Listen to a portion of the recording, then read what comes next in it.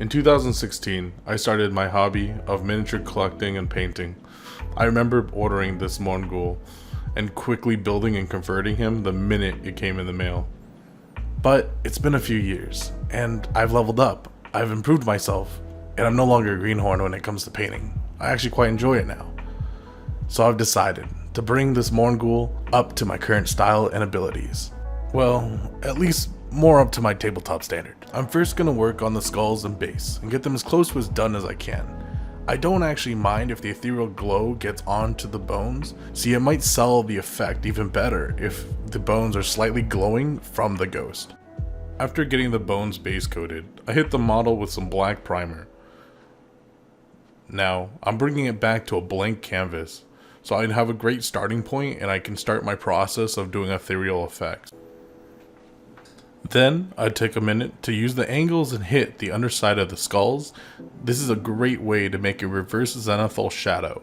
I did this on the banner as well, and it came out absolutely great. I also hit the tips of the horns to darken them up, to make them look more natural and distinct. You see, the way I do bones now is through layers, filters, and tints. It gets the best blends and transitions, and looks most natural.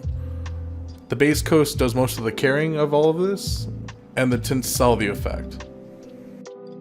It's time for my first tint, and I'm going to use Skeleton Horde contrast paint through my airbrush to lay down a great blending tint. This is going to help blend in some of those darker spots I made with the airbrush earlier, making a more natural and gradual change in the bone color. I'm also going to go around the model and hit random skulls in the pile. This is to try to give some more diversity in the dirtiness and the age of the skulls used in the pile. It was time to get the banner done, and quickly. I just grabbed some red contrast paint and shot it through the airbrush. See, those shadows we laid down earlier make it come to life, and it gives it tons of character and volume just by adding those shadows on early on.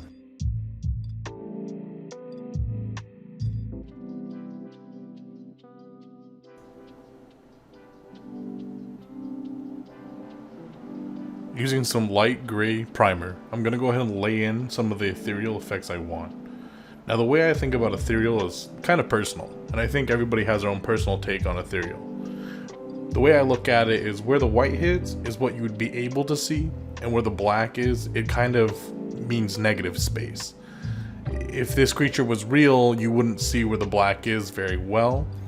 You would see just like the floating hands, the arms, the shoulders, and the head. Parts of the torso, it'd be like a floating monster. And I think that's really important to get across in this miniature, that it's not all there. It's coming in and out of existence, and it's creepy as hell.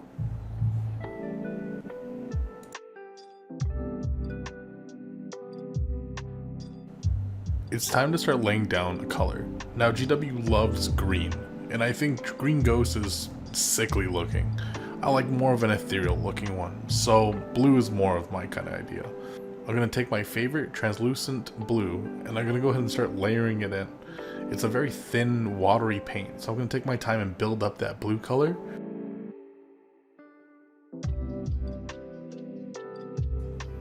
We're going to come in with the white and hit all of the tips. Remember, we're trying to make this creature alive and ethereal, so we want him to look like he's passing through reality and the ethereal plane. Remember that you can change the trajectory of your spray and move the model around. This will help catch the paint on just the tips of things and to highlight them better. You don't have to leave the model on your painting surface.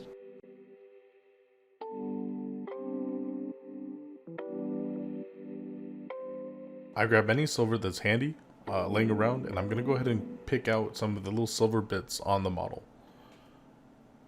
This is prepping for the final step. Remember, last second, make sure to pick out any details you want. We're going to go ahead and put on the final filter, so we want to make sure that all details are picked out. This is the final step. We're going to go ahead and take an enamel wash that's made by AK Interactive. It's called Streaking Grime. It's pretty popular right now. You're going to go ahead and take that and throw it in your airbrush. Make sure to put on a mask. This stuff is pretty nasty to breathe in. We're going to go ahead and drench the model, and I mean drench all the parts that you want to have aged. It's not going to look very pretty, but trust me, in the end, it's going to look great.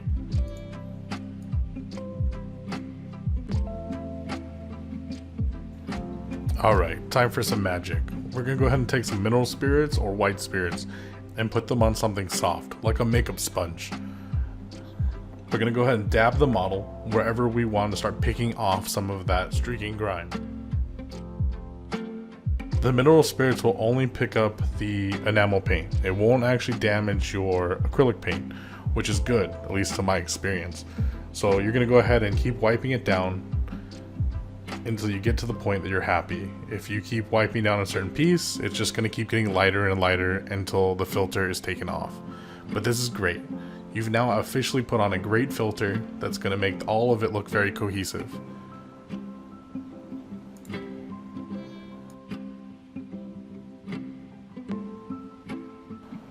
Time for some final touches. I just like to add a little verdigris to some of my metals just to give them a little bit more color and to make them look aged. And that's it. We've now brought this model all the way up to my current style. I would consider him tabletop ready. He's ready to go. He looks great amongst my army. I want to thank you guys very much for watching my first video. If you'd like to watch more, please subscribe and stay tuned to the channel. I'm planning to try to get out 3 videos a week, but we'll see. I want to thank you guys again, and remember, slay the gray.